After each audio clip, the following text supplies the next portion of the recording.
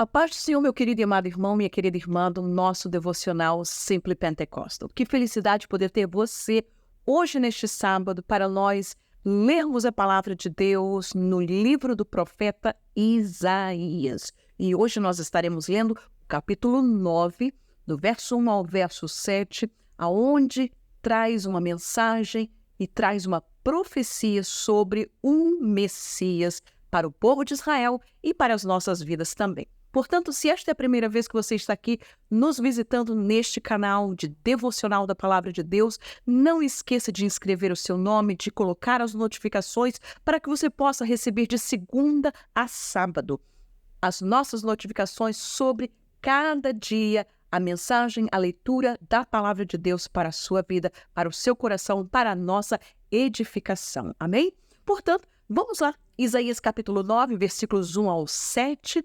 Nós lemos desta maneira: mas a terra que foi angustiada não será entenebrecida.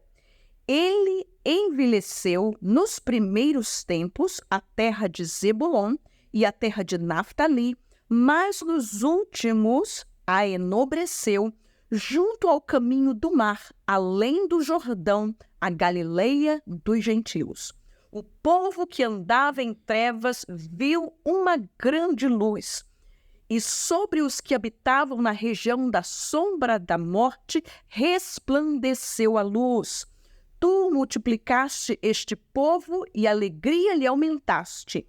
Todos se alegrarão perante ti, como se alegram na ceifa, e como exultam quando se repartem os despojos.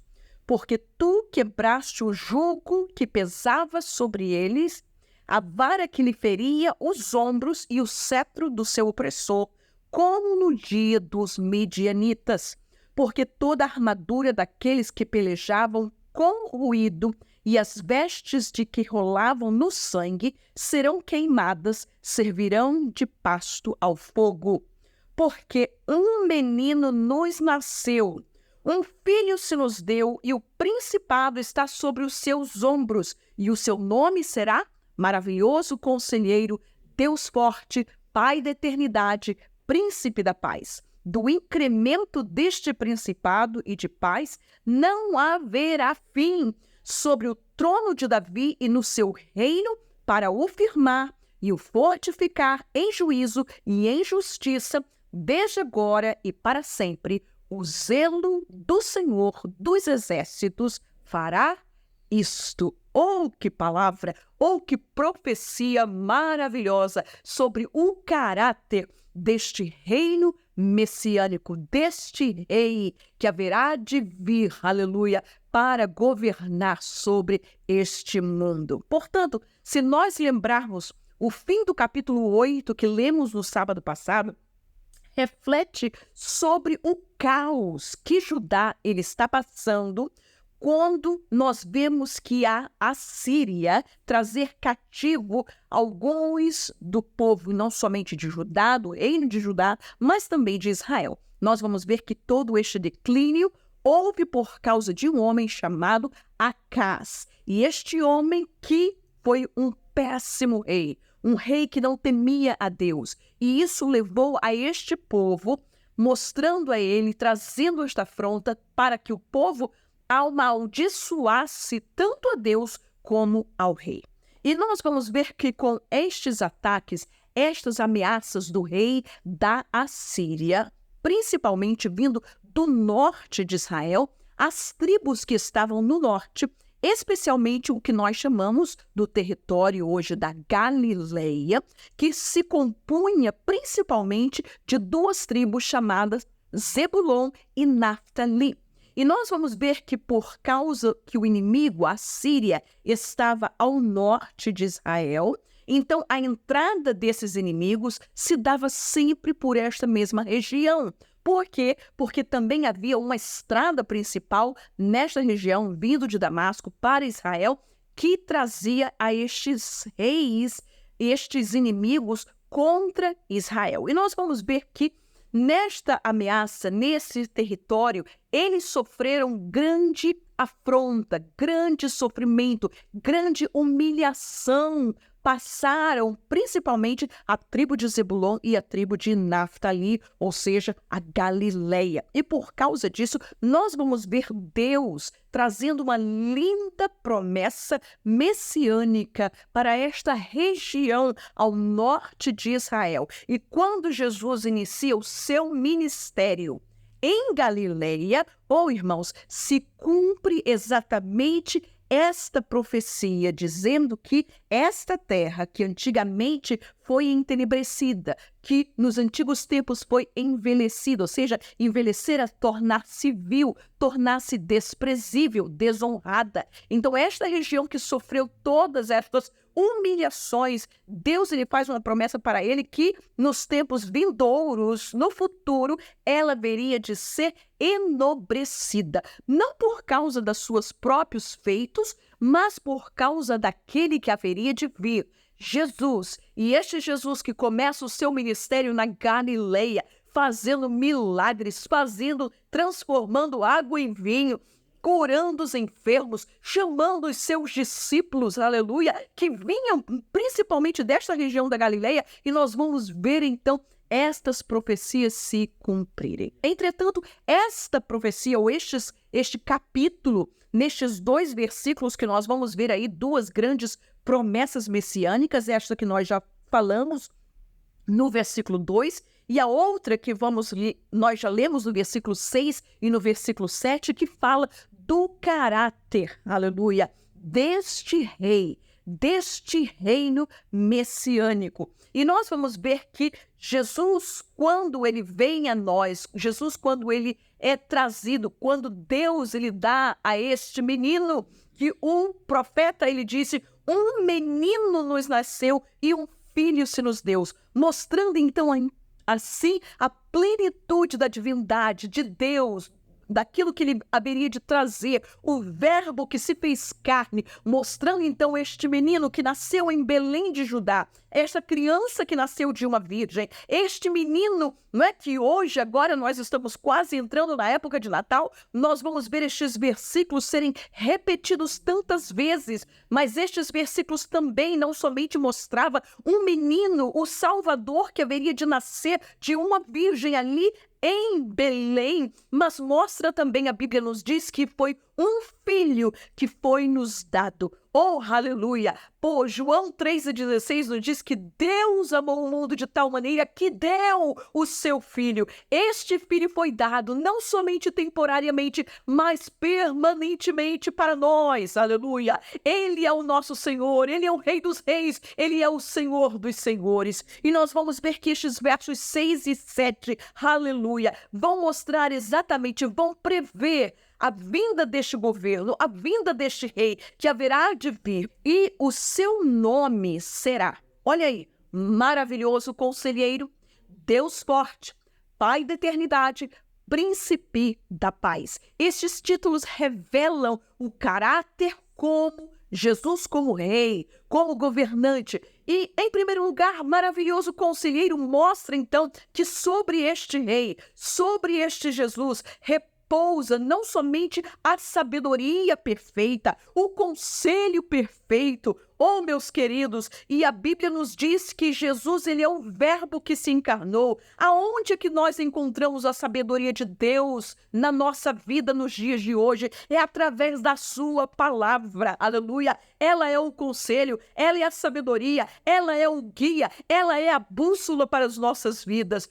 Jesus, ele é este maravilhoso conselheiro. Em segundo lugar, nós vamos ver que o seu segundo título é chamado de Deus forte. E este título dá uma conotação militar a este rei, a este governante, aleluia. Este título que nos dá a ele é Jesus, aquele que vence a todos os seus inimigos. Nós vamos ver que quando Jesus ele vier, na sua segunda etapa da segunda vinda, que ele vier para Israel, a Bíblia nos diz que ele destruirá a todos os seus inimigos com uma palavra da sua boca, aleluia. A Bíblia nos diz que ele virá num cavalo branco e na sua coxa está escrito Rei dos Reis e Senhor dos Senhores. Nele, na sua mão, está a palavra da verdade, a espada da verdade. E por isso nós vamos ver que este Jesus que venceu,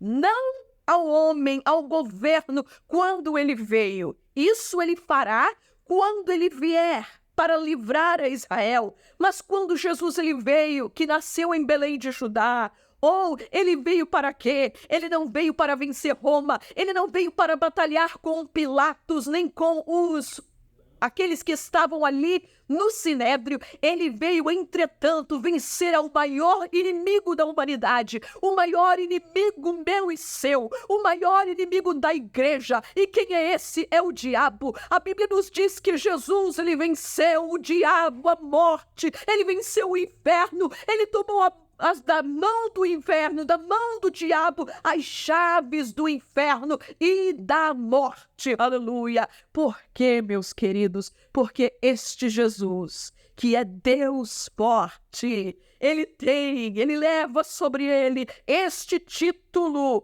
militar, dizendo que ele é o general, ele é o Deus que tem o controle de todas as coisas, aleluia. Ele é o Senhor dos exércitos, ele é o Senhor da batalha. Mas, em terceiro lugar, o terceiro título que Isaías dá para este Messias, ele chama-o de Pai da eternidade, aleluia. Nós vamos ver em Lucas 1:32 que esta profecia se cumpre. O anjo Gabriel, quando fala para Maria, diz para ele que do incremento do seu reino, aleluia, e a justiça não terá fim, o seu reino será eterno. Por quê, meus queridos? Porque como rei, Jesus ele veio cumprir exatamente aquilo que sobre ele estava escrito na profecia, e uma dessas promessas que Deus ele fez para Davi,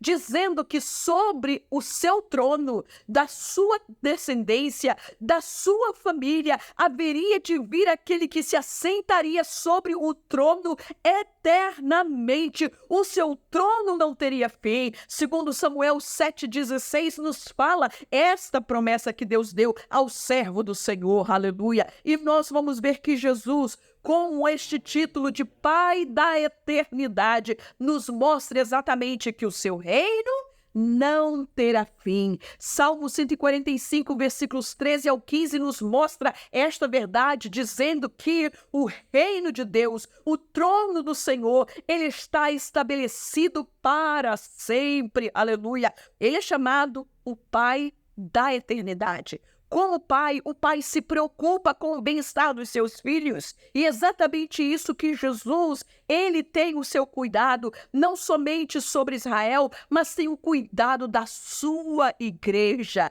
zelando por ela, cuidando dela, intercedendo por ela, preparando a ela, aleluia, para um dia estar eternamente com o Senhor nos céus. Então, como Pai da eternidade, este rei, ele mostra a sua preocupação incondicional e o seu cuidado pelo seu povo. Mas, em quarto lugar, ele é chamado de Príncipe da Paz. Aleluia. Por quê? Porque este príncipe, porque este rei, a Bíblia nos diz que será 1000 anos de paz. Não haverá injustiça, não haverá furto, não haverá roubo, não haverá nada que se preocupe. Por quê? Porque neste reino de justiça e de paz, ele trará o bem-estar para as pessoas, para as almas, para os seus súditos, para aqueles que estão debaixo do seu governo. Davi foi um grande rei, o rei segundo o coração de Deus, mas Davi não conseguiu trazer estas características ao reino de Israel, muito menos de um reino mundial. Porém, Jesus Cristo, que é o Messias prometido, que é o Rei dos Reis e Senhor dos Senhores. É verdade que ele veio como Salvador, ele veio como um homem, ele não foi aceito, e mesmo quando aqueles queriam chegar e dizer: Senhor, vamos colocar-te como rei, vamos entronizar-te, vamos fazer-te rei. A Bíblia diz que Jesus, ele fugia, ele saía, ele se escapava para o deserto para orar, porque ele sabia que na sua primeira vinda não era este o objetivo que ele tinha de reinar nesta terra, mas ele veio como para trazer a salvação à humanidade. E para esta salvação, ele precisou morrer, ele precisou sofrer. É claro que neste capítulo, Isaías ele está vendo apenas este rei poderoso. Mas tempos depois, no seu ministério, Deus revela a ele que este rei, antes de reinar, haveria de sofrer. E o capítulo 53 de Isaías fala exatamente sobre isso. Portanto, meus queridos e amados irmãos do nosso devocional, alegre-se no dia de hoje, porque Jesus ele veio como Salvador, mas haverá o dia que este Rei dos Reis haverá de reinar sobre esta terra. E se nós perseverarmos com ele até o fim, se nós estivermos fiéis a ele até o dia da sua vinda, do arrebatamento da igreja, oh, que maravilhosa graça, que glória será nós descermos com o nosso noivo, com o Rei dos Reis, para governar durante 1000 anos nesta terra. Aleluia. Portanto, que o Senhor Jesus te abençoe poderosamente em nome do Senhor. Amém.